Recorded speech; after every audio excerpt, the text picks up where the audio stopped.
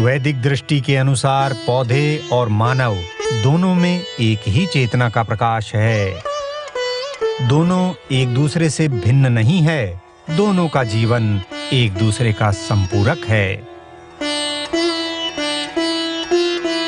वेद के अनुसार पिंड में ब्रह्मांड है।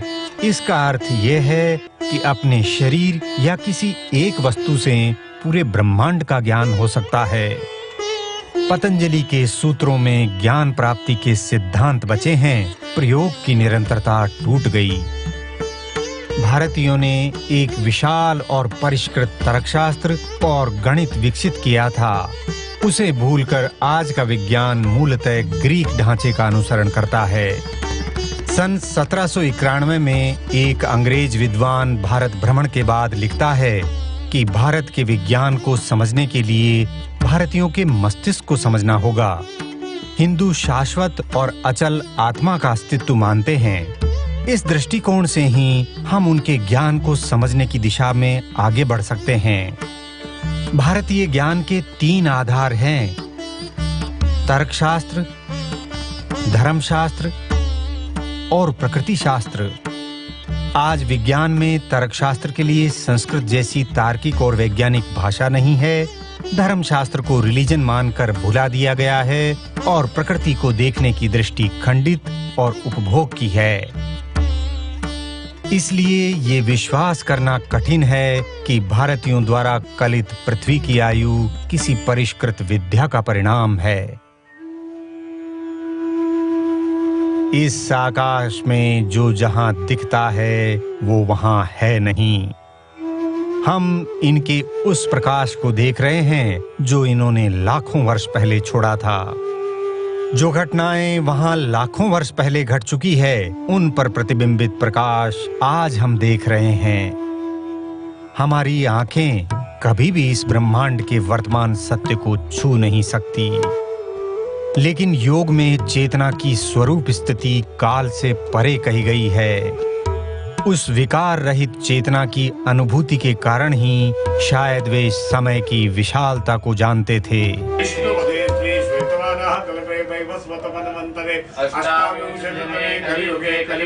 ये जो बोला जा रहा है उसमें उसी विशालता की झलक मिलती है। पृथ्वी की वैज्ञानिक आयु जितना ब्रह्मा का एक दिन, उस दिन का विभाजन कई कल्प और कई मनवंतर और कई युगों में।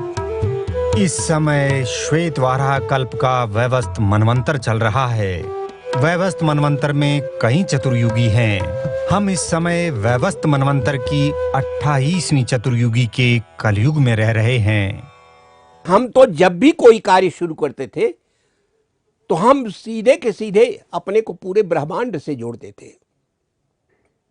ओम विष्णु विष्णु विष्णु अद्य परमात्मने पुराण पुरुषोत्तमे अमुक मासे अमुक पक्षे अमुक तिथे भारतवर्षे समझे अमुक प्रांते अमुक जनपदे गौतम गोत्रोत्पन्नोहम राजेंद्र मिश्र शर्माहम निज कल्याण एतत् करोमि। हम पूरा का पूरा अपने को जोड़ लेते थे कि कौन ब्रह्मांड का कौन अंश चल रहा है, कौन मनवंतर चल रहा है, कौन युग चल रहा है, उसमें कौन सा ये कलयुग है, 28वें कलयुग का कौन सा चरण है, फिर देश का कौन हिस्सा है और उस देश का हिस्सा जो है किस तीर्थ से आवेष्टित है, कौन यहाँ की पवित्र नदी है, कौन महीना है, कौन पक्ष है, कौन सप्ताह है, कौन दिन है, और आज के दिन नवग्रहों की स्थिति क्या है, घड़ी कैसा है, पल कैसा है, करण कैसा है, पंचांग की स्थिति कैसी है। और उससे जब हमारा आइडेंटिफिकेशन हो जाता था, हम पूरा ब्रह्मांडमय हो जाते थे, तब हम अपनी बात कहते थे कि अब मैं अपने कल्याण के लिए, अपनी माँ के जो है कल्याण के लिए, पिता के कल्याण के लिए या इसके लिए मैं ये कार्य करने जा रहा हूँ। ये हमारा साक्ष्य होता था। इसका तो दुनिया में किसी को ज्ञान ही नहीं। भारतीयों की काल गणना मानव की विशालतम है। ये आश्चर्यजनक नहीं है कि वे टाइम डायलेशन की अवधारणा को जानते थे। अभी 20वीं सदी में जाकर आइंस्टाइन ने अपने सापेक्षवाद के सिद्धांत में इसे लिखा है। लेकिन हजारों साल पहले लिखी घटनाओं में इसका वर्णन है। यहाँ एक नगर था कुशस्थली, राजा ककुदमी की राजधानी। उनकी कन्या अत्यंत सुंदर और गुणवान थी। इतने प्रस्ताव आते थे कि समझ नहीं आया किसके साथ विवाह करे। उस समय मनुष्य में ब्रह्मलोक जैसे लोकों में जाने की सामर्थ्य थी। कन्या को लेकर ककुदमी ब्रह्मा जी के पास गए। ब्रह्मलोक में संगीत की धूम मची थी।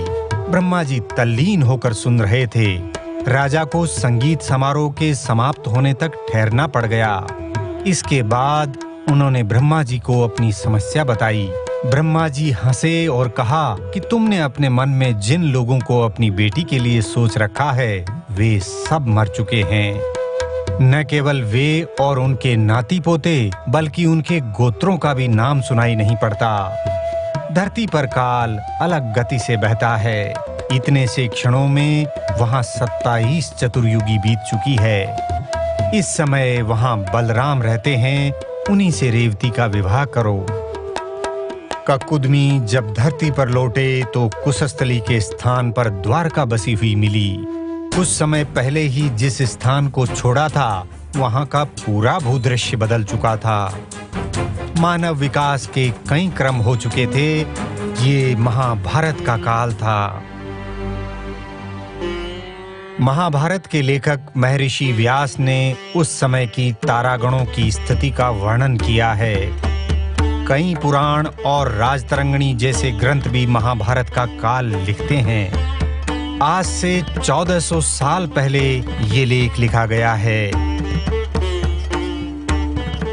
ये कहता है कि ये जैन मंदिर रवि कीर्ति ने महाभारत युद्ध के 3735 वर्ष बीतने के बाद बनवाया है। राजा युधिष्ठिर के राज्याभिषेक से शुरू हुआ युधिष्ठिर संवत आज भी भारत में कहीं कहीं चलता है। आर्यभट्ट के अनुसार युद्ध की तिथि 18 फरवरी 3102 ईसा पूर्व है। युद्ध से पहले बड़े बड़े योद्धाओं ने अपने विशाल फेफड़ों में हवा भरकर भयानक रूप से विशाल शंख बजाए थे। आकाश एक भयानक ध्वनि से थर्रा गया और इस तरह एक काल चक्र में युगांत हो गया।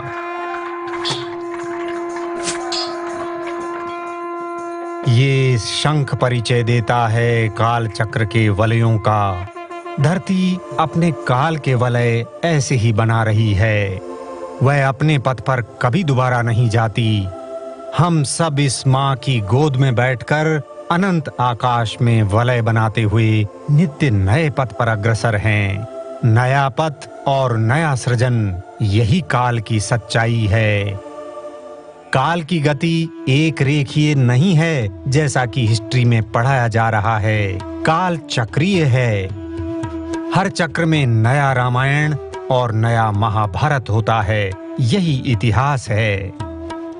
संसार चक्र दुख है। ये क्यों बना? काम ही दुख का कारण है। अखंड चेतना में संसार रचने की कामना उत्पन्न हुई।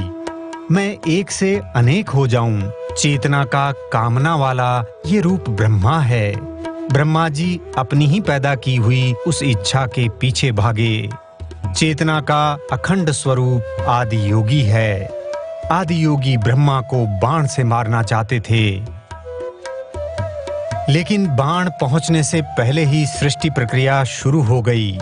उनका बाण एक क्षण को चूक गया।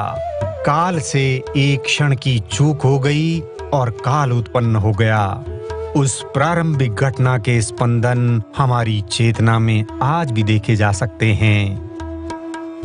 आध्यात्म में इतिहास सदा वर्तमान है। हम लगातार अपनी ही पैदा की हुई इच्छाओं के पीछे भाग रहे हैं। उनमें श्रम का बीजारोपण करके संसार पैदा कर रहे हैं। यूं तो दुख की जड़ है इच्छाएं और उनसे उत्पन्न ये संसार, लेकिन इसमें भी रस है। सृजन ने आदि योगी की आनंददायक ताल तरंगों का अनुगमन किया है।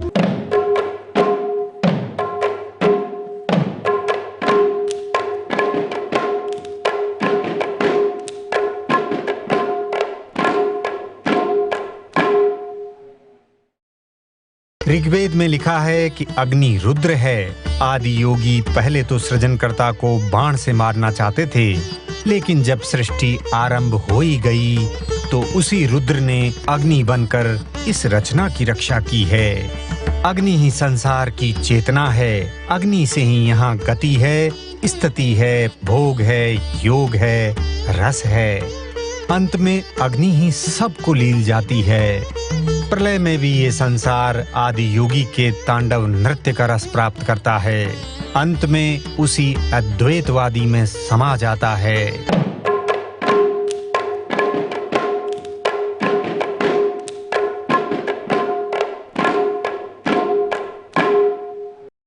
पूर्ण प्रलय और कुछ नहीं, उन्हीं की समाधि है। गंगा तरंग रमणीय जटा कलापम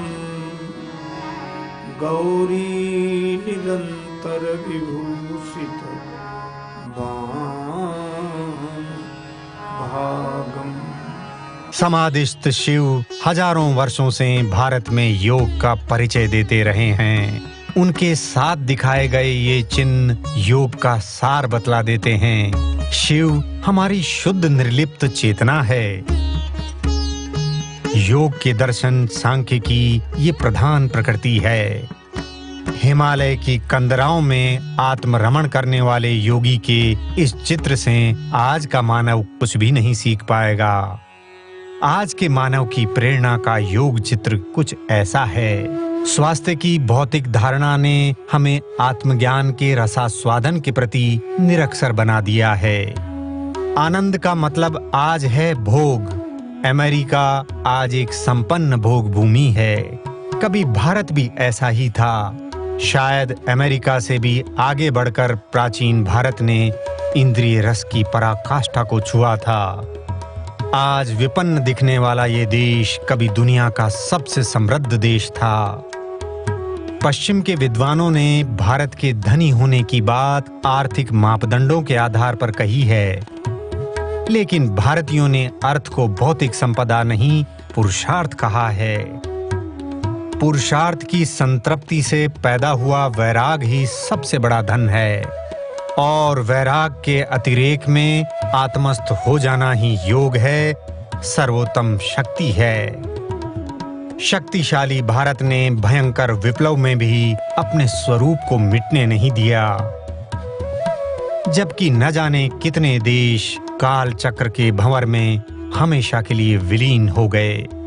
साधन धाम मोक्ष कर द्वारा पाइन जेहि परलोक समाना। साधन धाम मोक्ष कर द्वारा पाइन जेहि परलोक समाना।